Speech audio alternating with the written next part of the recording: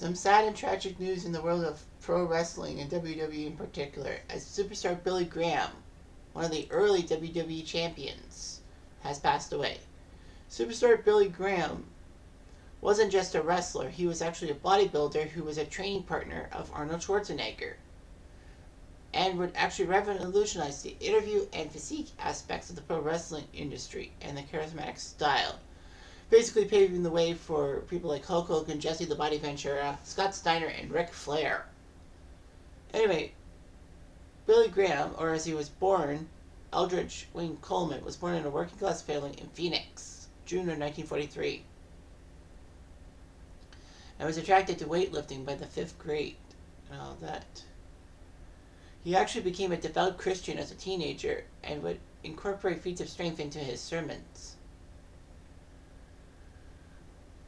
He actually, at 26 years old, despite not really playing football much, actually tried out in the CFL for Calgary, but then went to Montreal and played a few games. He would be a bouncer and all that. But his bodybuilding career was amazing and all that. He actually worked out by 1968 in Santa Monica with Arnold Schwarzenegger, Dave Draper, and Franco Columbu. He wanted to marry wrestling into bodybuilding.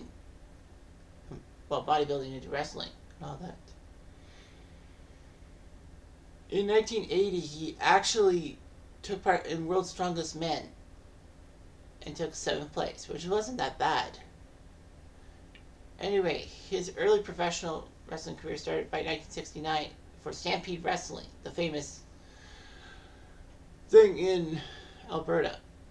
He actually changed his ring name to Billy Graham as a tribute to the famous evangelist of the same name because of his religious faith. Anyway, he was powerful at all that. He went to the American Wrestling Association and then Worldwide Wrestling Federation, the predecessor to WWF.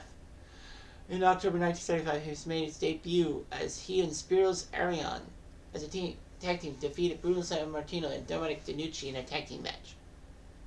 The Grand Wizard would become Graham's manager. Graham would feud with Antonio Inoki during a run in Japan. And then by 1977, he came back to the WWF. And in Baltimore, he shocked the world by taking down Bruno Sammartino, who had the heavyweight championship for at least 4 years. In Baltimore, April 30th of 1977. Holding the title for 9.5 months. He would face many challengers like Jack Briscoe, Bruno Sammartino, Dusty Rhodes, yes, that Dusty Rhodes, Pedro Morales, Don Muraco, Mil Mascaras, and a couple of Japanese legends. Billy Graham would fight a famous fight January 1978 in Miami against NWA champion Harley Race, but it ended in a time limit draw. Unfortunately, for him, Backlund would have the WWE Championship and all that. Graham was a confirmed heel and all that. Anyway, disillusioned because he lost the belt, he actually left McMahon Sr.'s competition and accepted an offer to join a few promotions and even went back to the NWA. He was the Continental World Association champion in 1979, but lost to Jerry the King Lawler. He shocked a lot of people by shaving off his long blonde hair and sideburns, giving him a bald head and mustache.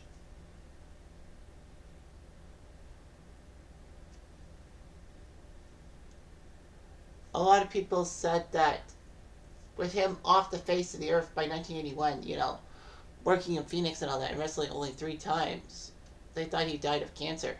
But no, he didn't. So Billy Graham went back to WWF in 1982 with a new look. He was lean, a bald head, and a mustache, and wearing black karate pants, and wanted to retire the superstar character out of frustration with Vince Sr. for not letting him become a fan favorite. He would a couple times challenge Backlund for the WWF Championship, but was unable to win the title. And then he went back to AWA and NWA. Graham went back to being bulked up, and then Graham actually became a fan favorite by 1986. Unfortunately, he needed a hip replacement. And all that. And he returned in mid-1987. Unfortunately, the strain on his hip and ankles were too much.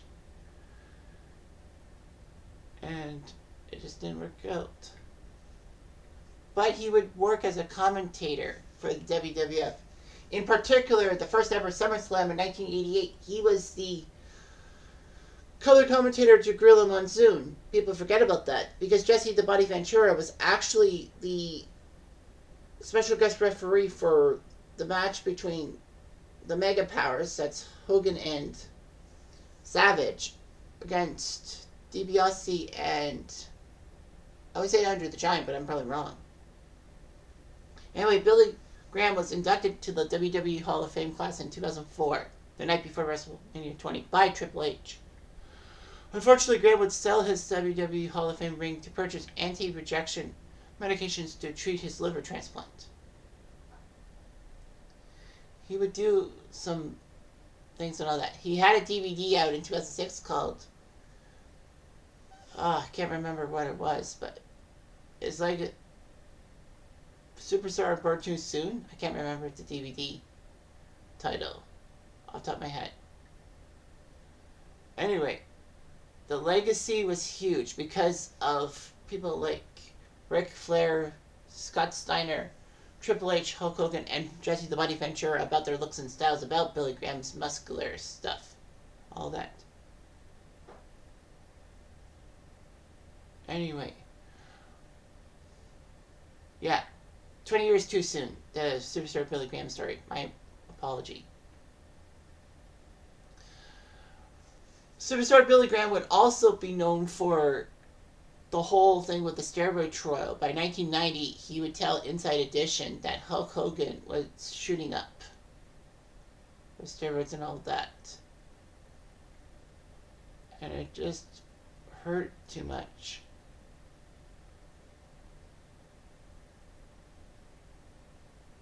And Graham actually said he witnessed WWF officials sexually abuse children. McMahon claimed that it never took place because Graham wanted hush money, but it didn't work out that way. Graham did apologize to McMahon for his comments and finally got an apology accepted by 2002. Anyway, you know, Graham had a lot of problems with the McMahons and all that. But anyway, he and his wife Valerie, married in 1978, were never able to have children. Although Graham would have 2 children from a previous marriage and all that. Of course, Graham's biggest problem was his liver, because he had a transplant in 2002 from a female donor having psoriasis. And then again, he was hospitalized in 2010 due to liver problems. And they thought that he only had 1 year left to live.